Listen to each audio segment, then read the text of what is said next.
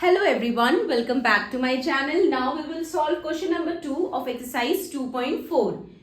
So question number 2 में क्या कह रहे? Find the area of a rectangle whose length is 5.7 centimeter and breadth is 3 centimeter. Means आपके पास कह रही कि कोई एक rectangle है, ठीक है? ये मान लीजिए सपोज करिए एक rectangle है, इसका लेंथ कितना दिया है? 5.7 सेंटीमीटर, ठीक है? ये जो है ये लेंथ है और ये ब्रेथ है, ठीक है? ये ब्रेथ है और ये लेंथ है, ये दोनों, ठीक है? और ब्रेथ कितना दिया है? 3 सेंटीमीटर, ठीक है? लेंथ 5.7 सेंटीमीटर दिया है, ब्रेथ 3 सेंटीमीटर दिया है. अब आपको क्या फाइंड करना है? एरिया ऑफ रेक्टेंगल्स, ठीक है? तो एरिया ऑफ रेक्टेंगल क्या होता है? लेंथ इंटू ब्रेथ, ठीक है? आप लोगों ने पहले भी पढ़ा है कि रेक्टेंगल का एरिया क्या होता है? एरिया ऑफ रेक्टेंगल क्या होता है? Length into breath. तो हमें लेंथ भी दिया है, ब्रेथ भी दिया है, तो सिंपल हम इसे मल्टीप्लाई कर देंगे. तो मतलब हमें इस पूरे रेक्टेंगल का एरिया बताना है, ये जो पूरा रीजन है वो बताना है, ठीक है? So let's solve it. अब यहाँ पे हमसे पूछा गया area of rectangle. So area of rectangle क्या होता है? एरिया ऑफ रेक्टेंगल क्या होता है? Area of rectangle equal to length into breadth. Okay, अब यहां पे लेंथ कितना दिया है? 5.7 सेंटीमीटर, ठीक है? ब्रेथ कितना दिया है? 3 सेंटीमीटर, ठीक है? अब इसमें सिंपल जो डेसिमल नंबर को हम जैसे मल्टीप्लाई करते हैं हम वही करेंगे.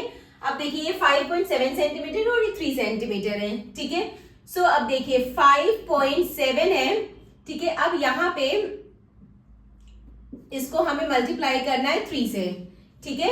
और ये हो जाएगा सेंटीमीटर स्क्वायर.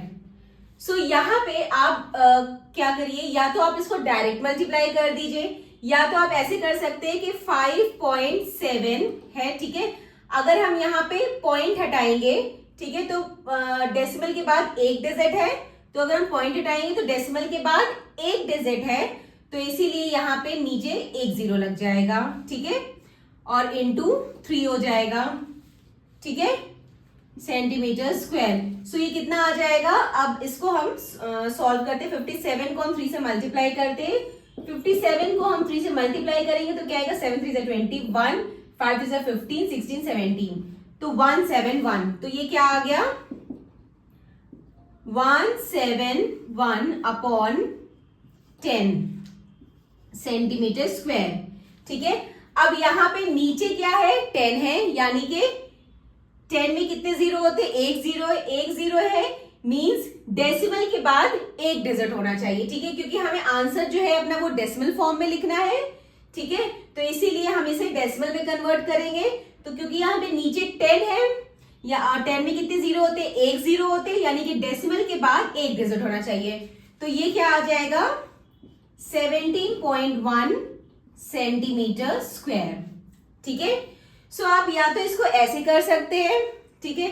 या तो आप इसको डायरेक्ट मल्टीप्लाई भी कर सकते हैं. डायरेक्ट मल्टीप्लाई कैसे? जैसे 5.7 इंटू 3 है, ठीक है? तो आप ये पॉइंट को कुछ देर के लिए नेग्लेक्ट कर दीजिए. तो जब आप पॉइंट को नेग्लेक्ट करेंगे तो 57 को आप 3 से मल्टीप्लाई करेंगे. तो 57 को हम 3 से मल्टीप्लाई करेंगे तो क्या आएगा? 171 आ गया. अब हम पॉइंट कंसिडर करेंगे. अब हम देखेंगे कि पॉइंट के बाद क्या है? एक डिजिट है. तो हमारा जो आंसर आएगा उसमें भी यही होगा कि पॉइंट के बाद एक डिजिट होना चाहिए. सो पॉइंट के बाद एक डिजिट, ठीक है? हम यहां से चलेंगे और हम पॉइंट के बाद एक डिजिट रखेंगे, ठीक है? इस तरह से हमें करना है. तो आपको जो मेथड इजी लगे आप ऐसे करिए. या तो आप पॉइंट हटा के नीचे 10 लगा दीजिए, ठीक है? और या तो आप डायरेक्ट मल्टीप्लाई कर लिए. तो जो मेथड आपको इजी लगे आप वो करिए, ठीक है? सो इसका एरिया कितना आ गया? 17.1 centimetre square. Okay, so this completed our question number 2. Now question number 3 in the next video. Bye bye, take care.